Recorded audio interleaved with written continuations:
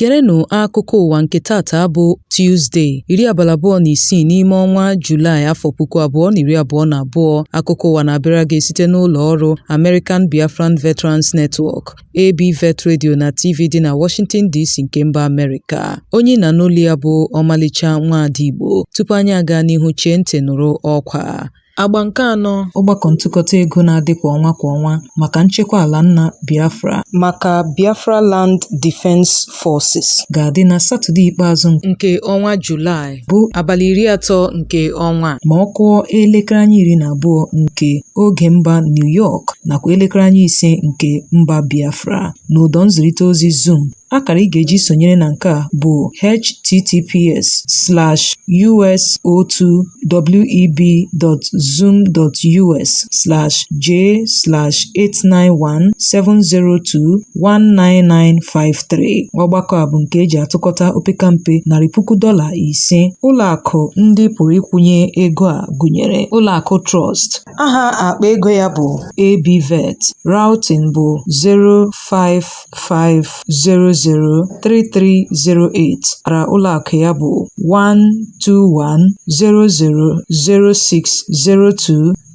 1210060272227. Ndị ọzọ gụnyere zele.info.abvet.org maọbụ akara 202-699-3173, Cash App 202-699-3173, PayPal Biafra Defense Fund. Isiokwu ọgbakọ a bụ ọgbọ nke ugbu a ga-akwụsị atụmatụ mkpochapụ agbụrụ nakwa igbu ọchụ. A na-akpọku ndị niile bụ ndị hụrụ nnwere onwe n'anya, tinyere ndị otu Indigenous People of Biafra, obodo ndị Yoruba, obodo ndị Ariwa, Ambazonia nakwa ndị Oyi ha na mba Afrịka, tinyekwara ndị na-agọrọ Biafra ọfọma. Ndị ga-ele ọbịa na nke a gụnyere ụmụada Biafra Worldwide, American Biafran Veterans Network, ABVet. Ị pụrụ inweta ha n'akara ekwentị nke ABVet bụ 202-250-0001 maọbụ nwaada Ndidi Amaka n'akara ekwentị a 904-525-1258. Ụmụada Biafra na-akpọku gị ka ịtụnye opekampe ihe ọbụla ị nwere iji nye aka na nchekwa ala nna. Chezie ntị ka ị nụrụ akụkọ ndị a n'uju ya. Onye ndu otu Indigenous People of Biafra bụ Maazị Nnamdi Kanu enwetala ozi gbasara ntụziaka nke otu kansụl otu mba ụwa na-ahụ maka ugwu ruru mmadụ nyere ka a tọhapụ ya n'egbughị oge ọbụla. Ọkaiwu na-ekpechite ọnụ Kanu bụ Ifeanyị Ejiofor kwuru nke a n'otu ozi o zipụrụ n'ụbọchị ụnyaahụ bụ Mọnde dịka ha gasịrị lete ya n'ụlọ nchekwa DSS dị n'Abuja. Ejiofor sịrị na Kanu bụ nnọọ onye obi bụ nzuzu n'oge o nwetara ozi ahụ na otu mba ụwa abatala n'okwu gbasara ya, bụkwa ndị na-akpọ oku ka atọhapụ ya. Ọkaiwu a gbakwunyere ma sio na ya nọkwara kọrọ Kanu gbasara mmeri ya nwetara n'ụlọ ikpe, bụkwa ndị nyere ntụziaka ka ndị ọrụ nchekwa kwụọ ya okwutukwu ego maka ịwakpo ụlọ ya. Ka o sila dị, ụlọikpe ukwu etiti dị na Ọka n'isi obodo steeti Anambra nọrọ n'izuụka gara aga nye nchabi ikpe ka ndị ọrụ nchekwa kwụọ Ifeanyị Ejiofor okwutukwu ego dịka ihe iti aka n'obi nyere ya maka ịwakpo ụlọ ya na mgbe gara aga. Ka o sila dị, Ejiofor gakwara n'ihu kwuo si na onye ndu otu IPOB toro nnọọ ngalaba ikpe ziri ezi maka igosipụta nkwenye ahụ enwere n'ebe ha nọ, bụ nke ekwupụtara n'ụlọ ikpe bụ nnọọ olileanya onye na-enweghị onye na-ekwuchitere ya. Ka o sila dị, ọ sịrị na Kanu gosiri iwe ya banyere ịga n'ihu n'igbu ọchụ ndị ntorobịa na mpaghara South East, bụkwa nke ọ sị na ọ bụ nnọọ ndị ọchịchị na-akwado ya. Ọ gara n'ihu gbarụ ihu sio na ndị ahụ bụ ndị ọ dara n'ụbụ ha ichekwa ndụ na ngwongwo bụzi nnọọ ndị esitere n'aka ha na-akpa arụ dị iche iche megide ndị a sị ha chekwa. Ka o sila dị, ọ gara n'ihu kpọkuo ndị na-eso ụzọ ya ka ha nọgidesi ike n'udo ma gbanarịkwa igbu ọchụ na mpaghara South East. Ndị otu Indigenous People of Biafra ekwuola sio na-enweghị nnọọ nkebe ọbụla nọ n'otu ahụ, dịka ha sịrị na asịrị ahụ a na-akọ na enwere mpaghara dị iche iche n'otu IPOB bụ nnọọ okpokpo asị. N'otu ozi nke ọnụ na-ekwuchitere otu a bụ Emma Powerful zipụrụ, ọ kpọrọ ekwe nkụ sio na Nnamdi Kanu ka bụkwa onye ndu otu ahụ, wee gbakwunye sị na onye ọbụla nke na-ekwu sio na IPOB nwere otu nke a kpọrọ autopilot na ọ bụ nnọọ okpokpo asị, bụrụkwa nnọọ ozi adịgboroja, wee kpọkọọ ọha na eze ka ha gbanarị nke a.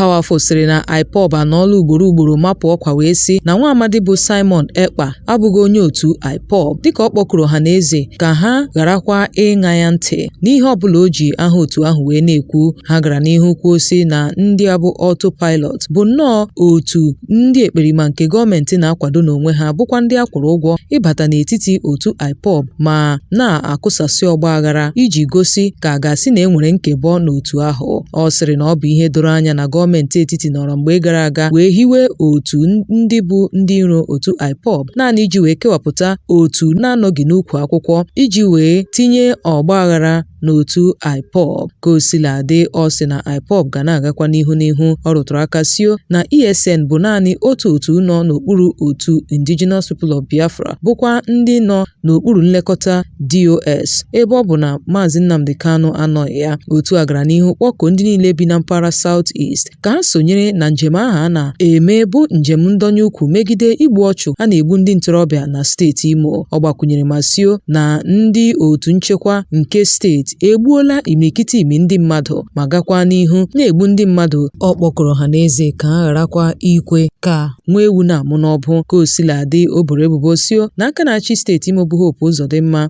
bụ nnọọ onye gọọmenti etiti na-akwụ ụgwọ ka o gwubilalụ ma belata ọnụọgụgụ ndị ntorobịa na steeti Imo na nkwụghachi nye nchabi ikpe ahụ nke ụlọikpe okpesi ọgwụ nyere ya, bụkwa nke mere o ji wee bụrụ aka na-achị steeti.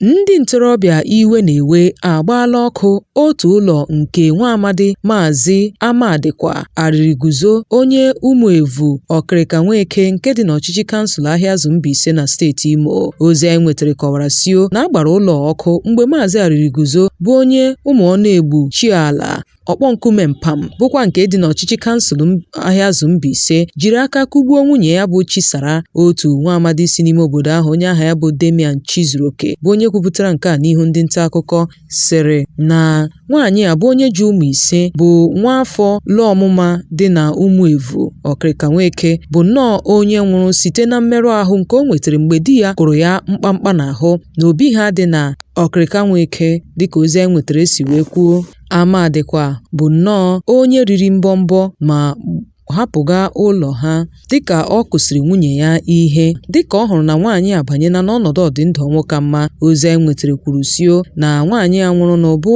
nwaanyị ji ụmụ 5 bụ onye zipụrụ nwa ya nwaanyị nke abụọ bụ Chinomso ka ọ gaa na obodo ya bụ Ụmụevu ga-agwa ụmụnna ya ọnọdụ ya nọ n'ime ya ka di ya kụpụrụ ya mkpụrụ ọkwụrụ n'anya. Ka o sila dio, mgbe nwa ya lọtara ka ọ bịaziri hụ na ozu nne ya adọrọla. Nke a kpalitere ndị ntorobịa iwe, bụkwa ihe mere ha ji wee lee ụlọ nwoke a kụsasịa ya ka ọ dị ugbu a adọnye n'ozu nwaanyị a n'ụlọ ọba nchekwa ozu Madonna Hospital nke dị na Agụneze Ahịazụ Mbaise ma malitekwa ịchọ nwoke a bụ onye hilara ka mmụọ.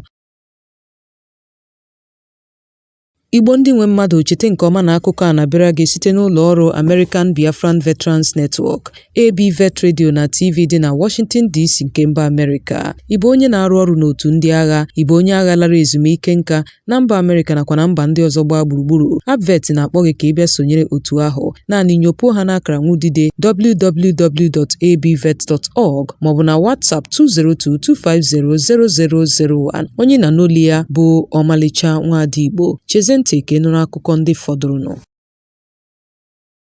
Ezinụlọ mmadụ 3 bụ ndị atọrọ n'okporo ụgbọ oloko siri Abuja gawa Kaduna, bụkwa ndị na-eyi ndụ egwu tọhapụrụ ụnyaahụ ka ekwupụtara sio na ha kwụrụ nnọọ okwutukwu 100 nde naira n'isi iji wee gbara onwe ha. Mmadụ 3 ndị a bụ ndị gụnyere ndị nwoke 2 na otu nwaanyị bụ ndị atọhapụrụ ụnyaahụ bụ Mọnde 25 nke ọnwa Julaị, dịka ọ gasịrị ọnwa 4 ha nọrọ na-agbụ ndị ntọ mmadụ a. Ka o sila dị, otu nwa amadi n'ime ha bụ onye kwupụtara aha ya dịka Barrister Usman Lawal Otman, otu onye ọrụ nchekwa bụ onye na-achọ ka akpọọ ya aha bụ onye gwara ndị nta akụkọ okwu na Kaduna n'ụbọchị Mọnde sịrị n'ezinụlọ ndị a bụ ndị a atọrọ n'okporo ụgbọ oloko bụkwa mmadụ 3 ndị a tọhapụrụ kwụrụ nnọọ otu narị nde naira n'isi iji wee nweta ntọhapụ ụmụnna ha. Dịka ozi a si wee kwuo, ezinụlọ nke barista Hassan sịrị na ha kwụrụ otu narị nde naira ebe nwanne ya nwoke nke nnukwu wetara 10 nde naira